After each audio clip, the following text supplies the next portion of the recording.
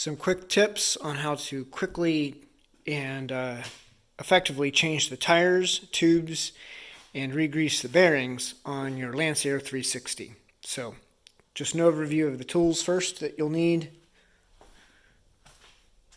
You'll need a ratchet set. Make sure it has 7/16. You're going to need a 7/16 of an inch wrench, some leather gloves. You're going to need this tool here. Buy it on Aircraft Spruce. It's a bead breaker. There's the part number from Aircraft Spruce. Going to need a drill press. I have this Grizzly here. It's a small one.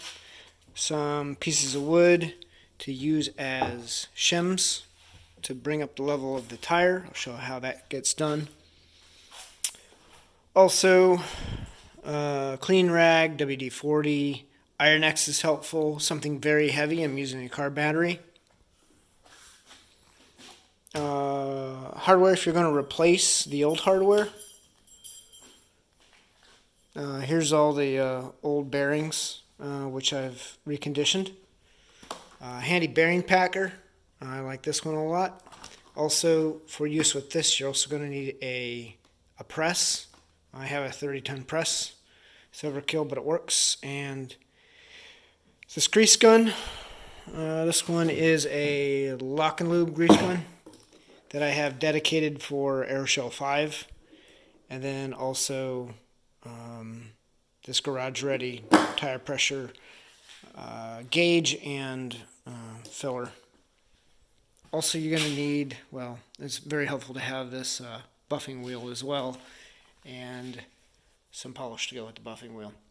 All right, let's get into what needs to be done.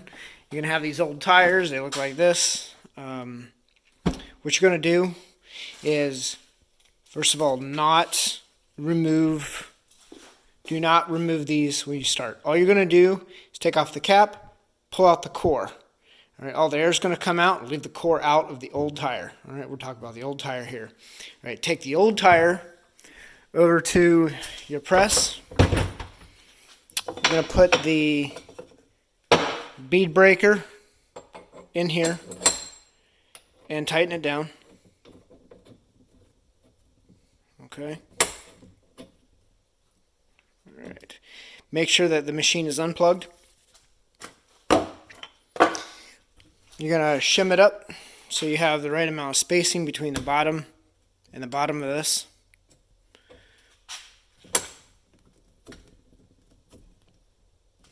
Okay.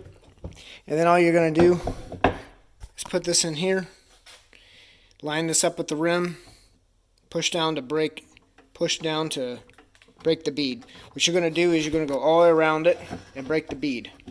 Break the bead all the way around it on one side, flip it over, break the bead all the way around it on the other side. All right, once that bead has been pushed down, of course the tire's flat, there's no core in the valve stem.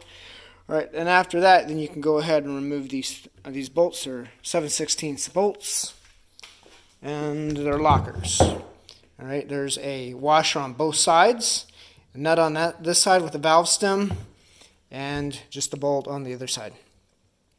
The outer races stay in here. Right, you're going to take the two halves apart. If you still have trouble after that taking two halves apart, one more trick you can use is these little 2.5 inch blocks of 2x4, 2.5 inch long blocks of 2x4. You can put, if you get one half off, but the other half won't come off, you can kind of prop the bottom up with that, and then push down, and it'll pop the rest of the tire off there. So for really stubborn ones, you can use a little block of wood to get the rest of the tire off the opposite half that won't come off. Okay, so now the situation is you have all your tires are off the rims, and you got some really cruddy looking dirty rims and some really nasty bearings that you have to deal with. All right, so you can use a pressure washer or a parts washer. Just be careful of the outer race. After you get like most of the grime and grease off, it might be good to get some of that quickly and effectively get some of that brake dust off, because the brakes were sitting right here. That Iron X does a really good job. The problem is the Iron X will quickly accelerate the rust on your outer race.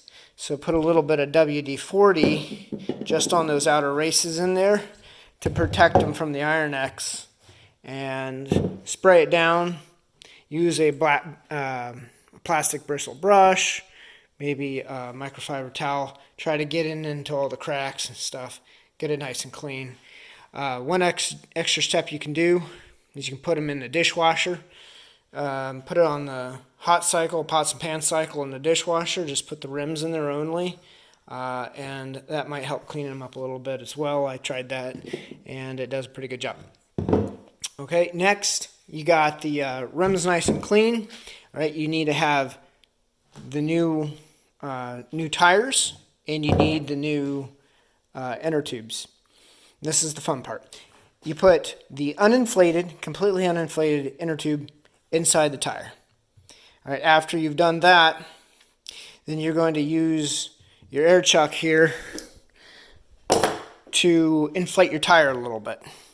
You're going to inflate it so that it gets nice and centered in there, and make sure that that inner tube is completely centered and not rubbing inside that tire in any sort of twisted way. You want it sitting in there, and I kind of overinflated a little bit at first just to make sure it's seated right, and then I deflated it again. I never removed the valve core. I just depressed the valve core a little bit and let some of that air back out.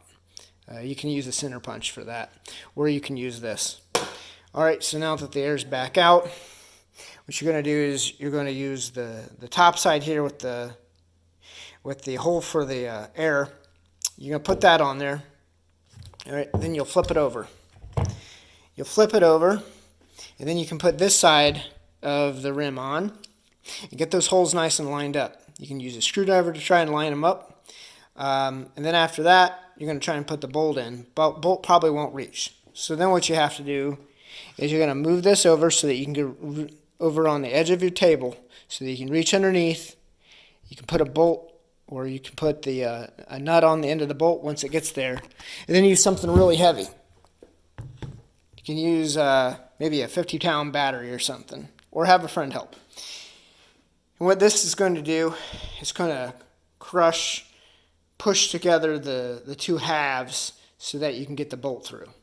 All right. Key to this here is making sure that you're not pinching the inner tube. The inner tube has to be somewhat inflated so that it won't pinch on the inside, but you don't want to have it too inflated, otherwise you won't be able to join the two halves together by hand. So you got to judge that careful balance. What I like to do is when I have it inflated just a little bit, I push my hands left and right all the way around and make sure I hear metal to metal contact everywhere around that rim. Because if the inner tube's getting pinched, you'll press down and it won't hear click. It won't hear a click on the rim. You'll hear just a smush of two rims with a piece of rubber between it. So make sure you're getting metal contact all the way around. Again, put your heavy weight on top of here. And then once you do that, the two rim pieces will push closer together. Put your bolt through. Put your nut and washer. Put your bolt and washer through, and then your nut and washer on the other side. Then you rotate it with that battery on top. Again, your battery's sitting right here. Pushing down. You're now going to put the next bolt in, and then you rotate it again. Now they're all three-hand tight, and you're reasonably assured that you're not going to get any pinching. So you're going to you now lift the tire up on its side, and then use a 7/16" ratchet on both sides. The main wheels, you can use a ratchet on both sides. There's enough clearance here to get a socket in on that side and a socket in on that side, so it works out really well.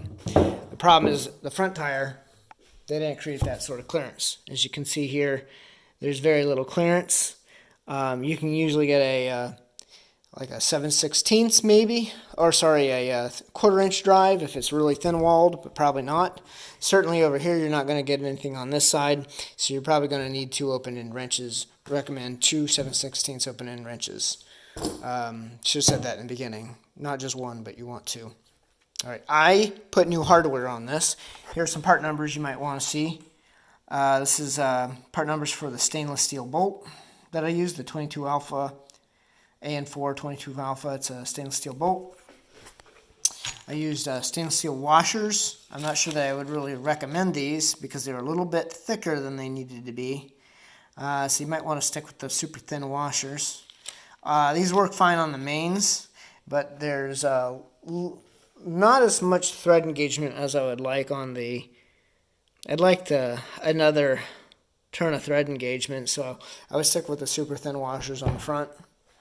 And then here's the part numbers for the stainless steel stop washers.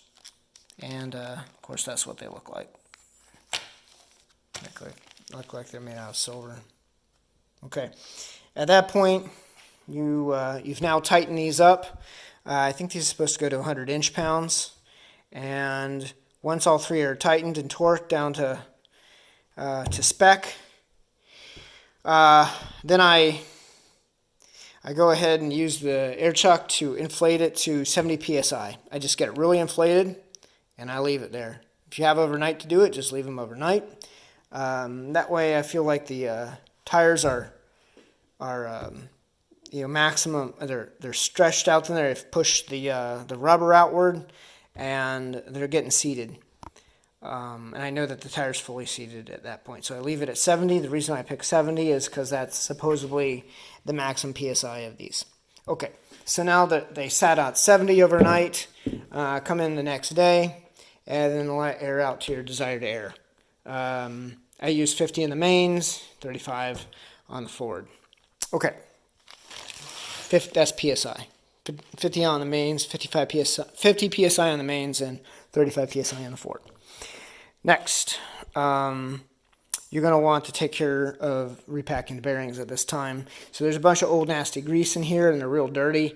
You're going to use a shop rag to clean off all the dirt on the outside of the bearing. Just be careful not to get any of that dirt on the bearing rollers themselves.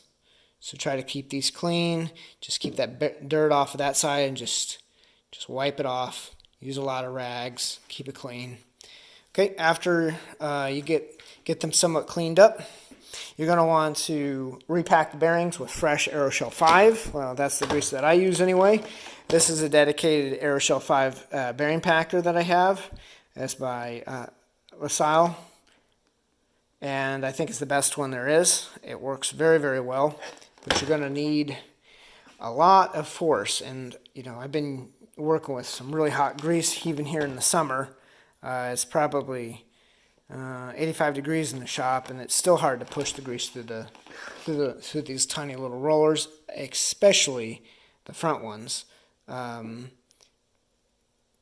you can see a little bit of dark grease still in there. Trust me, I pushed a lot of clean grease through those rollers.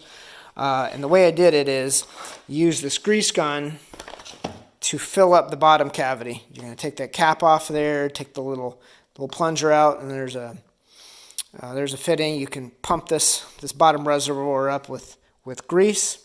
Once there's plenty of grease in there, you're going to put your bearing down, boom, like that. The rollers down onto this piece. Put the white piece on top. You can see a little picture there. Put the white piece on top. You can push down. You're supposed to be able to do it with your hands. Even when I use all my weight, it still won't push it through, so I use the 30-ton press. I just take it out to the 30-ton press and push it down, and it just squirts completely out through all the bearings, and it cleans it and displaces the old grease. The old black grease comes out, and the brand new tan grease goes into the bearings and comes out. All right, after that, then you just kind of wipe off all the excess. The bearings are completely packed. They don't need to be slobbered in a bunch of grease. That's about all I use. Before I reinstall it in here, I'll put a little bit of grease on the outer bearing race, so I know that it's completely saturated with grease and it's good to go. I also cleaned these parts of the nose gear. On the main wheels, I throw all this stuff in my ultrasonic cleaner just to make sure they're all clean. These are my Nord locks that I take off of here. I don't put Nord locks in the ultrasonic cleaner because I'm afraid it'll take the finish off, but I do put the hardware in. So I put the hardware in the ultrasonic cleaner. I usually leave it in there for about 15 minutes at 50 degrees Celsius. And this had a bunch of scratches in it from the previous owner. I went ahead and polished that up, and then I plated it with some nickel plating. These were starting to get rusty, so I went ahead and polished these, and then I nickel plated these as well, so that I have a home nickel plating here. And so nickel plated these, they wouldn't rust anymore either. And yeah, that's about it. The next piece is, of course, making sure your preload is correct, and new cotter pins. So when you go to put all this back together again on the airplane, make sure your preload is set so that you can't get a full spin on the tire when you go to spin it. Yep, that's about it. That's all there is to doing this. It shouldn't take more than about 5 or 6 hours if you have all your tools together and your ducks in a row. Hope that helps.